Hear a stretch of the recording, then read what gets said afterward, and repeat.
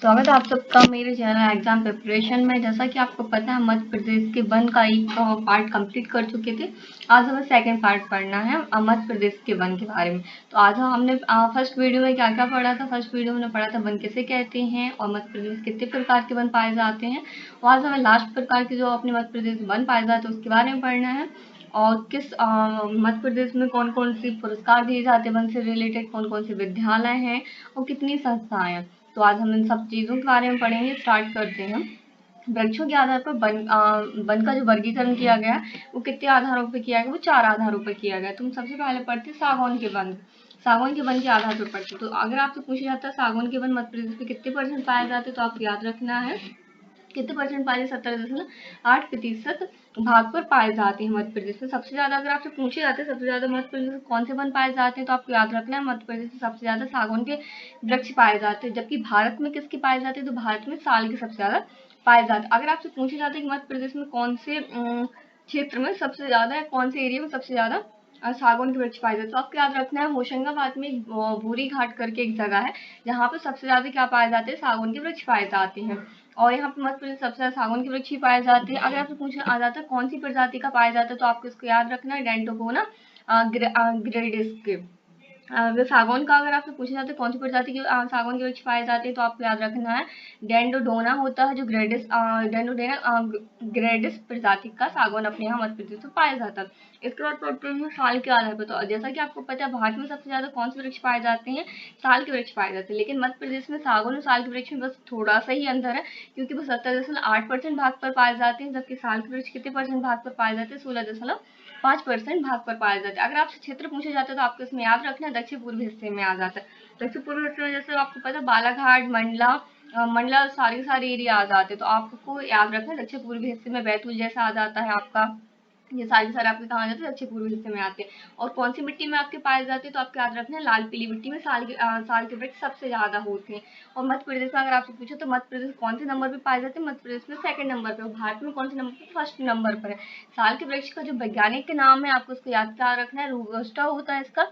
साल का वैज्ञानिक नाम क्या होता है, रोबस्टा होता है। तो आपको उसको भी याद रखना है, क्योंकि मध्य प्रदेश जो एग्जाम होते हैं व्यापम वगैरह उसमें यहाँ से भी क्वेश्चन आता है। काफी बार उन्होंने प्रजाति भी पूछी और उसका वैज्ञानिक नाम भी पूछा।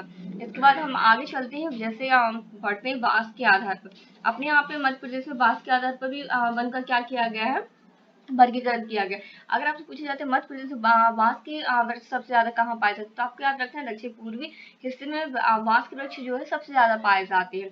अगर आपसे पूछा जाए तो बांस की मतलब कहाँ पे सबसे ज्यादा, तो आपको याद रखना है दक्षिण पूर्वी हिस्से में क्या आ जाता है, बालाघाट आ जाता है। तो बालाघाट जिले में सबसे ज्यादा बांस कहाँ पे मिलता है, बालाघाट जिले में मिलता है। और आपसे एक क्वेश्चन पूछा जाता है जो आपकी पीएससी में भी काफी बार पूछा जा चुका है और इसमें व्यापम में भी पूछा जाता है कि बांस क्या है। तो आपको याद रखना है बांस क्या है, एक घास है जो सबसे लंबी घास है। ठीक है, आपसे पूछा जाता है बांस क्या है, तो आपको याद रखना है जो बांस है आपकी सबसे लंबी सबसे लंबी घास है आपकी बांस।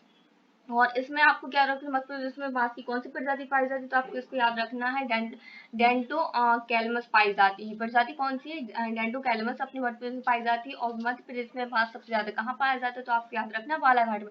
आप दोनों के याद यहाँ से आप दोनों को एक साथ रिलेट कर ली, बांस आ जाएगा बालाघाट आ जाएगा। तो सबसे ज्यादा बांस कहाँ पाया जाता है, बालाघाट में पाया जाता है। और इसके लिए आपको बारिश की कितनी जरूरत होती है, 75 सेंटीमीटर से अधिक बारिश वाले क्षेत्र में क्या होती है, अपने यहाँ बांस पाए जाते हैं या बालाघाट में सर्वाधिक पाए जाते हैं। जैसा कि आपको पता है दक्षिण पूर्वी हिस्से में क्या होती है, बारिश ठीक ठाक होती है, अच्छी होती है, क्योंकि सबसे ज्यादा बालाघाट में ही चावल का भी उत्पादन होता है। तो वहाँ चावल का भी उत्पादन कहाँ होता है, जहाँ पे बारिश अच्छी होती है। तो इसी वजह से वहाँ पे क्या 75 सेंटीमीटर से अधिक होने पर बारिश के क्षेत्र में क्या पाए जाते हैं, बांस पाए जाते हैं। इसके बाद आ जाता है मिश्रित वन के आधार पर। तो अगर आपको उससे पूछा जाता है मिश्रित वन में, तो आपको याद रखना है मध्य भारत का पठार आ जाएगा। वैसे सभी जिले हैं, लेकिन अगर आपसे स्पेशल पूछा जाता है क्षेत्र में, तो आपको याद रखना है मध्य भारत का पठार आ जाता है और मालवा का पठार आ जाता है मिश्रित में। क्या क्या याद रखना है आपको इसमें, मध्य भारत का पठार आ जाएगा और मालवा का पठार आ जाएगा। अगर आपसे यहाँ की कुछ स्पेशल वनों के बारे में पूछा जाता है, तो आपको याद रखना महुआ हो गया, शीशम हो गया, बांस हो गया, बैतूल बबूल हो गया और खैर हो गया। ये सारे के सारे किसमें आ जाएगा, मिश्रित में ही आ जाएगा। और मिश्रित वन अपने मध्य प्रदेश कितने % है, तो आपको याद रखना 65% अपने मध्य प्रदेश में क्या पाए जाते हैं, मिश्रित वन पाए जाते हैं। इसके बाद हम पढ़ते हैं मध्य प्रदेश में सर्वाधिक किसके वन पाए जाते हैं। जैसे कि आपको पता है मध्य प्रदेश सबसे ज्यादा किसके वन पाए जाते हैं, साल के वृक्ष पाए जाते हैं। और मध्य प्रदेश में भारत में सर्वाधिक किसके साल के पाए जाते हैं, जबकि मध्य प्रदेश में सबसे ज्यादा किसके पाए जाते हैं। अगर मध्य प्रदेश में आपसे सर्वाधिक वन पूछे जाते हैं किसके पाए जाते, तो आपको याद रखना सागौन के पाए जाते हैं। अगर आपसे पूछा जाता है मध्य प्रदेश सर्वाधिक वन वाले जिले कौन कौन से, तो आपको याद रखना है कौन कौन से आपके जिले हैं सर्वाधिक वन वाले, मंडला, डिंडोरी और मरी आ जाएगा। सर्वाधिक वन क्षेत्र में आपकी आ जाएगा। सर्वाधिक वन वाल, एक मिनट सॉरी ये वाली लाइन गलत है, हाँ कुछ और है। खैर के वृक्ष अगर आपसे पूछा जाता है, इसको आप कट कर लीजिएगा। खैर के वृक्ष से कत्था बनाने का अगर आपसे सरकारी कारखाना पूछा जाता है, तो आपको याद रखना है बानमोर मुरैना में है। अगर आपको याद बानमोर देगा या मुरैना देगा, तो आपको याद रखना जो खैर का एक वृक्ष होता है, उससे क्या बनाते हैं, कत्था बनाते हैं। तो उससे कत्था बनाने का जो क्या है सरकारी कारखाना कहाँ पे, मुरैना बानमोर में। आपको इसको भी याद रखना। अगर आपसे पूछा जाता है खैर के वृक्ष सबसे ज्यादा कहाँ पाए जाते हैं, तो आपको याद रखना मुरैना और शिवपुरी। तो क्योंकि यहाँ सरकारी कारखाना कहाँ पे, मुरैना में ही बनाया जाता है, तो यहाँ पे लेकिन आप एक जिला और याद रख लीजिए। अगर आपको मुरैना नहीं मिलेगा तो आपको क्या याद रखना है, शिवपुरी भी याद रखना। इसके बाद है तेंदुपत्ता। तो अगर आपसे पूछा जाता है मध्य प्रदेश में तेंदुपत्ता नीति सबसे पहले कब आई थी, तो आपको याद रखना 1988 में सबसे पहले कौन सी नीति आई थी, तेंदुपत्ता नीति आई थी। जबकि मध्य प्रदेश वन नीति कब आई थी, 1952 में आई थी। तो आपको याद रखना मध्य प्रदेश में वन नीति कब आई थी, 1952 में आई थी। जबकि तेंदुपत्ता नीति कब आई थी, 1988 में आई थी। अगर आपसे पूछी जाती है तेंदुपत्ता की नवीन नीति कब आई थी, तो आपको याद रखना है तेंदुपत्ता की जो नवीन नीति है 2004 में आई थी। और मध्य प्रदेश की अगर वन नीति नवीन की बात की जाए तो 2005 में आई थी। अभी इस फैक्ट को और आगे भी क्लियर करूंगी। अगर आपसे पूछा जाता है जबलपुर में सबसे ज्यादा तेंदुपत्ता कहाँ पे होता है आपके, तो सबसे ज्यादा जो तेंदुपत्ता होता है सागर और जबलपुर में होता है। सबसे ज्यादा पहले नंबर पे जो आता है सागर होता है, फिर जबलपुर होता है। अगर आपसे पूछे मध्य प्रदेश में पूरे भारत का कितने परसेंट तेंदुपत्ता पाया जाता है, तो आपको याद रखना है 60% जो होता है जबलपुर, अकेले जबलपुर में ही होता है तेंदुपत्ता। इसके बाद आपका तेंदुपत्ता के लिए ही एक सरकार ने क्या किया है, योजना की भी शुरुआत की। तो आपकी कौन सी योजना है, आपको याद रखना चरण पादुका योजना है, जो कब से स्टार्ट हुई है मध्य प्रदेश में, 19 अप्रैल 2018 से स्टार्ट हुई थी। और इसमें क्या है, जो तेंदुपत्ता इकट्ठे करते हैं उन लोगों को क्या करना है, जूते चप्पल प्रोवाइड कराना। तो किसमें है, चरण पादुका योजना है, जो कब स्टार्ट हुई थी, 19 अप्रैल 2018 से हुई थी। और बस आपको इसमें नहीं कंफर्म करना, और इसमें कुछ नहीं है, बस इतना ही है। इसके बाद है लाख कीट। जैसे आपको पता है लाख की चूड़ियां आपने सुनी होंगी, इसका जो यूज करते कहाँ करते हैं, चूड़ी बनाने में करते हैं। अगर आपसे पूछा जाता है मतलब इसका वैज्ञानिक नाम क्या है लाख कीट का, तो आपको इसका याद रखना है लेसिफर लक्का होता है। लाख कीट का वैज्ञानिक नाम क्या होता है, लेसिफर लक्का होता है। मध्य प्रदेश में इसका, अगर आपसे पूछे सबसे ज्यादा लाख कीट का उत्पादन कहाँ होता है पूरे भारत में, तो पहले राज्य में अगर बात की जाए तो क्या आ जाएगा, बिहार आ जाए। और मध्य प्रदेश का कहाँ पे आता है, दूसरा स्थान आता है लाख कीट के स्थान में। लाख कीट के स्थान में मध्य प्रदेश का कौन सा स्थान है, दूसरा स्थान है। पहला स्थान किसका आता है, बिहार का आता है। और इसका यूज कहाँ करते हैं, चूड़ी उद्योग में लाख कीट का यूज किया जाता है। अगर आपसे पूछा जाता है लाख बनाने का सरकारी कारखाना कहाँ पे है, तो आपको याद रखना उमरिया में। आप इस वाले फैक्ट को अच्छे से याद कर लीजिए, इससे क्वेश्चन आते हैं। उसको भी लाख कीट का जो कौन सा वैज्ञानिक नाम है, लेसिफर लक्का होता है। अगर आपसे पूछे तो हर्रा, तो हर्रा जो हर्रा होता है सर्वाधिक कहाँ होता है, सर्वाधिक छिंदवाड़ा और बालाघाट में होता है। इसको भी आप कंफर्म कर लीजिएगा, सर्वाधिक कहाँ पे, छिंदवाड़ा और बालाघाट में। आप इसको अच्छे से याद कर लीजिएगा। इसके बाद है आपका महुआ है, सॉरी यहाँ पे मधुका नहीं है, महुआ है। तो महुआ का जो वैज्ञानिक नाम है, महुआ का वैज्ञानिक नाम क्या है, मधुका लोगोफिलिया वैज्ञानिक नाम है इसका। अगर आपसे पूछा जाता है महुआ का वैज्ञानिक नाम क्या है, तो आपको क्या याद रखना है, यहाँ पे महुआ है, मधुका नहीं है। मधुका लोगोफिलिया वैज्ञानिक नाम है इसका। सर्वाधिक पूर्वी मध्य प्रदेश में होता है। अगर आपसे पूछा जाता है मध्य प्रदेश में किस क्षेत्र में सबसे ज्यादा महुआ होता है, तो आपको याद रखना मध्य प्रदेश कौन से क्षेत्र में होता है सर्वाधिक महुआ, पूर्वी मध्य प्रदेश में होता है। अगर आपसे जिले पूछे जाते हैं तो आपको जिले में क्या बताना है, शहडोल और अनूपपुर आपके कहाँ आ जाएंगे, सर्वाधिक महुआ उत्पादन जिले में आ जाएगा। इसके बाद है आपका भिलाला। जैसा कि आपको पता भिलाला का यूज किसमें किया जाता है, भिलाला को यूज किया जाता है इंक बनाने में, इसका यूज किया जाता है। अगर आपसे पूछा जाता है इसका सरकारी कारखाना कहाँ पे, तो आपको इसको याद रखना है, इसका सरकारी कारखाना कहाँ पे, छिंदवाड़ा में। अगर आपसे पूछा भिलाला का सरकारी कारखाना कहाँ पे स्थित है, तो आपको क्या बताना है, इसका सरकारी कारखाना कहाँ पे स्थित है, छिंदवाड़ा में स्थित है। इसके बाद एक आध दो फैक्ट और जो मैंने इसमें मेंशन नहीं किए, मैं आप बता देती हूँ। जैसे आपसे पूछा जाता है जैविक ईंधन बनाने का प्लांट कहाँ है अपने मध्य प्रदेश में, तो आपको याद रखना मंडला में जैविक ईंधन बनाने का। और जेटोफा क्या होता है, जैविक ईंधन बनाने में इसका यूज किया जाता है। कौन से वृक्ष का किया जाता है, जेटोफा का यूज किसके लिए किया जाता है, जैविक ईंधन बनाने में यूज किया जाता है। जबकि जैविक ईंधन बनाने का प्लांट कहाँ पे अपने मध्य प्रदेश में, तो कहाँ पे स्थित है अपने मध्य प्रदेश में, मंडला में स्थित है। इसके बाद हम पढ़ते हैं मध्य प्रदेश में वन से संबंधित कुछ जो पुरस्कार दिए जाते हैं, उनके बारे में।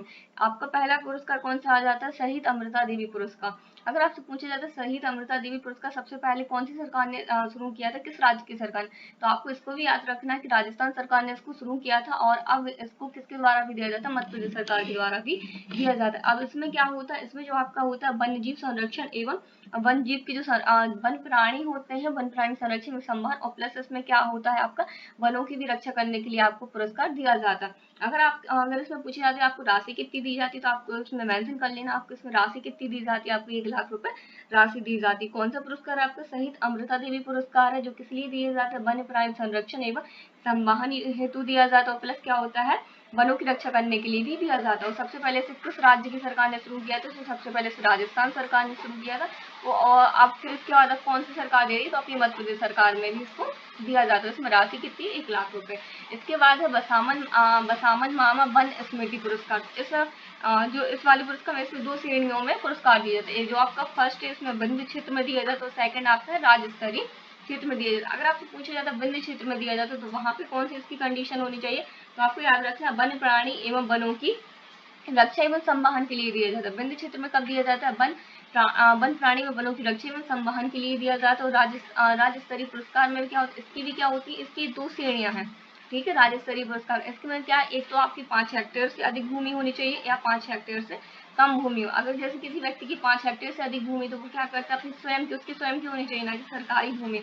अगर स्वयं की निजी भूमि पर वह 5 वर्ष से अधिक वृक्षारोपण करता है, 5 वर्ष से कोई अधिक का जो पेड़ हो जाता है, वृक्ष हो जाता है, उसका अगर वृक्षारोपण करता है, तो उसके लिए कौन सा पुरस्कार दिया जाता है? राज्य स्तरीय पुरस्कार दिया जाता है। या 5 हेक्टेयर से भी कम उसकी भूमि है, और लेकिन उसकी क्या होनी चाहिए? स्वयं की निजी भूमि होनी चाहिए। तो उसमें भी आपकी सेम कंडीशन है कि 5 वर्ष से जो अधिक का वृक्ष हो जाता है, अगर उसका वो वृक्षारोपण करता है, तो उसके लिए कौन सा पुरस्कार दिया जाता है? राज्य स्तरीय पुरस्कार दिया जाता है। अगर आपसे पूछा जाता है कि 5 हेक्टेयर से अधिक वाली, 5 हेक्टेयर से कम भूमि में जो पुरस्कार कितनी श्रेणियां होती है, तो आपको याद रखना 3 श्रेणियां हैं। जो सबसे पहले फर्स्ट वाले को इसमें 2,00,000 रुपए दिए जाते हैं, सेकंड वाले को 1,00,000 रुपए दिए जाते हैं, और जो थर्ड होता है उसे 50,000 रुपए दिए जाते हैं। तो आपको इसमें पुरस्कार की राशि भी याद रखना, फर्स्ट को 2,00,000, सेकंड 1,00,000, और जो थर्ड होता है उसको 50,000 रुपए राशि दी जाती है। इसके बाद आपका वन प्राणी संरक्षण पुरस्कार। तो आपको इसमें से इतना ही याद रखना कि 2008 से इसको प्रारंभ किया जाता है, और 5 हेक्टेयर से अधिक होने पर जो अगर इसमें जो भूमि होती है ना, 5 हेक्टेयर से अधिक भूमि होनी चाहिए, तब इसमें 3 श्रेणियां होती है। इसमें श्रेणियां आपकी सेम रहेंगी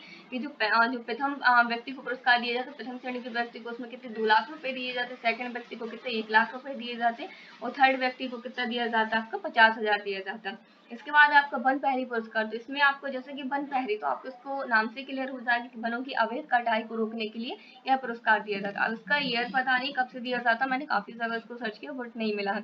अगर आपको मिलता है तो प्लीज आप मुझे कमेंट कर दीजिएगा कि वन प्रहरी पुरस्कार किस लिए दिया जाता है? वनों की अंधाधुंध कटाई को रोकने के लिए पुरस्कार दिया जाता है। इसके बाद पढ़ते मध्य प्रदेश के जो वन विद्यालय और महाविद्यालय। अगर आपसे पूछा जाता है मध्य प्रदेश वन राजकीय महाविद्यालय कौन सा, तो आपको याद रखना बैतूल में इसकी स्थापना कब हुई थी? 1989 में हुई थी, 1979 में हुई थी सॉरी, और 1980 में बैतूल में हुई थी। सबसे पहले कहाँ हुई थी? बालाघाट में हुई थी। जैसे कि आपको पता है बालाघाट में सबसे ज्यादा वन भी है, तो वन क्षेत्र कहाँ पे सबसे ज्यादा? बालाघाट में। तो बालाघाट में सबसे पहले क्या किया गया था? राजकीय महाविद्यालय खोला गया था। मध्य प्रदेश वन राजकीय महाविद्यालय कहाँ खोला गया था? सबसे पहले बालाघाट में 1989 में खोला गया था। इसके बाद 1980 में कहाँ पे खोला गया था? बैतूल में खोला गया था। इसके बाद प्रदेशिक वन स्कूल। तो आपको इसको भी याद रखना, प्रदेशिक वन स्कूल है आपको कहाँ पे? शिवपुरी में। अगर आपसे पूछा जाता है वन पहरेदारों की ट्रेनिंग स्कूल कहाँ पे, तो आपको याद रखना बैतूल और कहाँ पे? रीवा में है। वैसे इसके 2 केंद्र और है, लेकिन अगर आपसे मेन केंद्र पूछा जाता है तो आपको मेन बैतूल और रीवा ही याद रखने, क्योंकि इसके जो ऑफिशियल ट्रेनिंग सेंटर है वो बैतूल और रीवा को ही माना जाता है। फिर तो ऐसे काफी सारे ट्रेनिंग सेंटर बना लिए जाते हैं। तो आपको याद रखना वन पहरेदारों की ट्रेनिंग सेंटर कौन कौन से? बैतूल में है और रीवा में। इसके बाद 52 जिले का जो वर्गीकरण किया गया है वनों के आधार पर, तो उसको हम समझने की कोशिश करते हैं। अगर आपसे पूछा जाता है मध्य प्रदेश में कितने वन ग्राम है, तो आपको याद रखना 925 आपके मध्य प्रदेश में क्या है? वन ग्राम है। अगर वन वृत्त की बात की जाए तो मध्य प्रदेश में कितने वन वृत्त है? वन वृत्त जो होते हैं आपका काफी बड़ा एरिया होता है, उसको आप क्या करते हैं? वन वृत्त में डिसाइड करते हैं। तो वन वृत्त कितने अपने? 16 है। जबकि वन मंडल क्या होता है? जो वन मंडल है वो छोटे छोटे एरिया से मिलकर बने। तो अपने मध्य प्रदेश में कितने वन मंडल है? 62 है। जो वन ग्राम से मिलकर बनते हैं वो क्या बनते हैं? वन मंडल बनते हैं। और वन मंडल से मिलकर क्या बनते हैं? वन वृत्त बनते हैं। तो वन वृत्त कितने? 16। वन मंडल कितने आपके? क्षेत्रीय वन मंडल कितने आपके? 62 है। और 925 आपके क्या है? वन ग्राम है। तो आप इसको भी अच्छे से याद कर लीजिएगा। इसके बाद मध्य प्रदेश की प्रथम वन नीति कब है? 1952 में आई थी। और अगर आपसे पूछी जाती है स्वतंत्र भारत की भी प्रथम वन नीति कब आई थी, तो आपको वो भी याद रखना है कब आई थी। 1952 में स्वतंत्र भारत की वन नीति आई थी। अब इसके बाद अगर आपसे पूछा जाता है नवीन वन नीति कब आई थी, तो आपको याद रखना है 2005 में नवीन वन नीति आई थी। और इसके बाद आपको एक योजना भी याद रखना है, इससे काफी बार क्वेश्चन पूछे जाते हैं, सामाजिक वानिकी योजना। तो आपको याद रखना है यह योजना कब स्टार्ट हुई थी, मध्य प्रदेश में 1976 में हुई थी। और यहाँ पे क्या काम करना है आपको, इस योजना में क्या करना है, जो मेड़ होती है ना, दो मतलब खेत के किनारे पे रहती है, जहाँ पे चलने के लिए कुछ एरिया होता है, तो वहां पे क्या करना था, मेड़ों पर वृक्ष लगाना था। तो इस योजना में क्या करना था, सामाजिक वानिकी योजना कब आई थी, आपकी 1976 में आई थी। और इसका मेन पर्पज क्या था, जो खेतों के किनारे होती मेड़े होती, उस पर क्या लगाना था आपको, वृक्ष लगाना, सॉरी यहाँ पे वन नहीं है, वृक्ष लगाना था। इसके बाद आपकी मध्य प्रदेश में एक और योजना आई थी, कौन सी योजना थी, मध्य प्रदेश में पंचवन योजना आई थी, जो 1976 और 77 में आई थी। तो आपको इसको भी याद रखना। 1976 में सिर्फ आपकी एक योजना पहले आई थी, सामाजिक वनी की योजना, और सेकंड आपकी मध्य प्रदेश में पंचवन योजना, जो 1976-77 में आई थी। जहाँ क्या था, जहाँ मध्य प्रदेश जो क्षेत्र जहाँ 33% से कम वन है, वहां पे इस योजना को क्या करना था, संचालन करना था। तो अगर आपसे पूछे मध्य प्रदेश में पंचवन योजना किस लिए आई थी, इसका कार्य क्या था, तो आपको याद रखना है जहाँ वन का क्षेत्रफल कितने से कम है, 33% से कम है, वहां पे इस योजना का एग्जीक्यूशन करना था। इसके बाद हम पढ़ते हैं आगे। अगर आपसे पूछा जाता है मध्य प्रदेश में टाइगर स्टेट का दर्ज कब से कब तक रहा, तो आप इसको भी थोड़ी मेंशन कर लीजिए। 1955 से कब तक रहा, 2010 तक रहा। और वर्तमान में अगर आपसे, तो वर्तमान में मध्य प्रदेश को फिर से टाइगर स्टेट का दर्जा मिल चुका है। अब स्टार्ट करते हैं मध्य प्रदेश से संबंधित कुछ अनुसंधान, जो आपके वन है ना मध्य प्रदेश में, कौन कौन से अनुसंधान है वन से संबंधित, इसके बारे में हम जानने की कोशिश करते हैं। तो सबसे पहले पढ़ते हैं मध्य प्रदेश वन अनुसंधान केंद्र। तो आपको इसको याद रखना है, मध्य प्रदेश में वन अनुसंधान केंद्र कहाँ पे, जबलपुर में। उसकी स्थापना कब की गई थी, 1963 में की गई थी। तो आप इसकी स्थापना भी याद रख लीजिएगा, इसकी स्थापना 1963 में की गई थी। मध्य प्रदेश वन अनुसंधान केंद्र कहाँ पे, जबलपुर में। अगर आपसे पूछा जाता है भारतीय वन प्रबंधन संस्था, तो आपको इसको याद रखना है कहाँ पे, भोपाल में है। और इसकी स्थापना कब की गई थी, 1982 में की गई थी। आपको दो तीन ही याद अच्छे से याद रखने। इसकी स्थापना कब की गई थी, 1963 में जबलपुर में जो अनुसंधान केंद्र। और अगर प्रबंधन संस्थान की बात की जाए तो भोपाल में स्थित, इसकी स्थापना 1982 में की गई थी। इसके बाद मध्य प्रदेश राज्य वन विकास निगम, तो आपको इसको याद रखना 1975 में हुई। इसकी भी स्थापना कहाँ की गई है, भोपाल में की गई। मध्य प्रदेश में जैव विविधता विभाग की स्थापना कब की गई थी, पहले क्या था, विविधता विभाग, 2001 में भोपाल में की गई थी। अगर इसके बाद पूछे मध्य प्रदेश में जैव विविधता बोर्ड, पहले आपको जो विभाग की स्थापना की गई थी, कब की गई थी, 2001 में की गई थी भोपाल में। और विविधता बोर्ड की स्थापना कब की गई थी, 2005 में। उसकी भी स्थापना कहाँ पे की गई थी, भोपाल में की गई थी। अगर इसके बाद आपसे पूछा जाता है मध्य प्रदेश में इको पर्यटन विकास बोर्ड की स्थापना कब की गई, तो आप इसको भी याद रख लीजिएगा, 2005 में। 2005 में आपकी दोनों सेम की गई थी, जैव विविधता बोर्ड की भी की गई थी, और यहाँ पे मध्य प्रदेश इको पर्यटन विकास बोर्ड की स्थापना भी की गई थी, जो कब की गई थी, 2005 में की गई। तो कहाँ पे की गई थी, भोपाल में की गई थी। अब अगर आपसे पूछा जाता है मध्य प्रदेश जल एवं भूमि प्रबंधन संस्थान कहाँ पे, तो आपको याद रखना है भोपाल में की गई थी। इसका सॉरी स्थापना या नहीं है मुझे पता ना, मुझे मिला है, बस आपको इसका याद रख लीजिए कहाँ पे है संस्थान, भोपाल में। तो मध्य प्रदेश जल एवं भूमि प्रबंधन संस्थान कहाँ पे है, भोपाल में। इसके बाद आ जाता है अगर उस कटिबंधीय संस्थान मध्य प्रदेश कहाँ पे स्थित है, तो आपको याद रखना है जबलपुर में। उस कटिबंधीय संस्थान कहाँ है, मध्य प्रदेश में, जबलपुर में। जबकि जबलपुर में आपका एक कौन सा संस्थान है, मध्य प्रदेश वन अनुसंधान केंद्र, वो वन अनुसंधान केंद्र। जबकि जो आपका क्या उस कटिबंधीय संस्थान है जो जबलपुर में है, वो भी आपका जबलपुर में है। अगर आपसे पूछा जाता है मध्य प्रदेश वानिकी अनुसंधान संस्थान कहाँ है, तो आपको इसको याद रखना है छिंदवाड़ा में। बस आज के लिए इतना ही था। Thank you so much. आप प्लीज, अगर आपको मेरी वीडियो अच्छी लगती है तो प्लीज लाइक करना बिल्कुल मत भूलिएगा। अपने दोस्तों को ज्यादा से ज्यादा इसकी लिंक शेयर कीजिएगा, और प्लीज मेरी चैनल को ज्यादा से ज्यादा प्रमोट कीजिएगा। Thank you so much.